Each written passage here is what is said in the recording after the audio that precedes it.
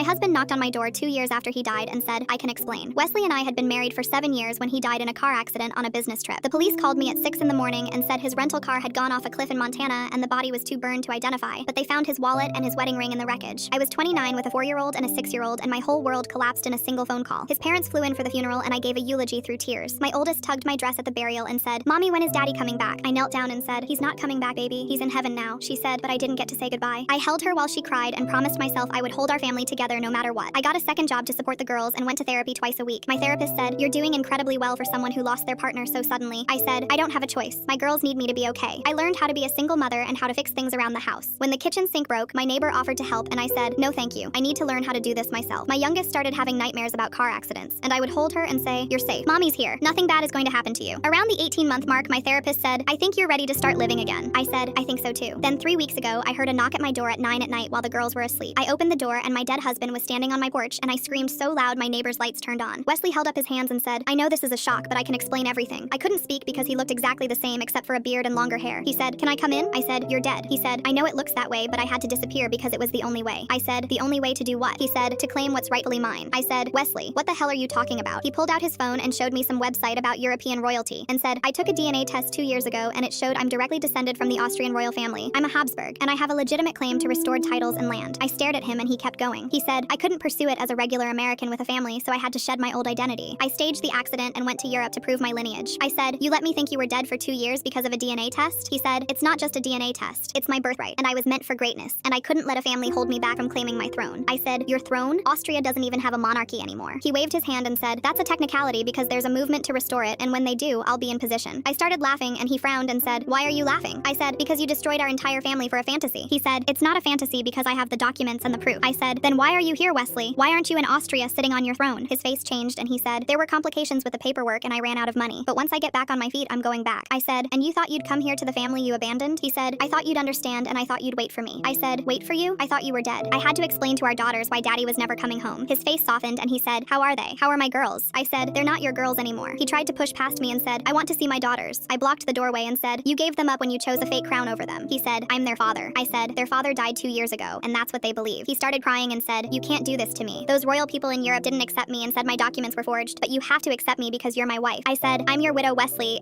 There's a death certificate with your name on it, and as far as the law is concerned, you don't exist. He grabbed the door and said, please, I have nowhere else to go. I said, you should have thought about that before you faked your own death to become pretend royalty. I closed the door in his face. Wesley is under investigation for insurance fraud, and I told my daughters the truth. They said they liked him better when he was dead.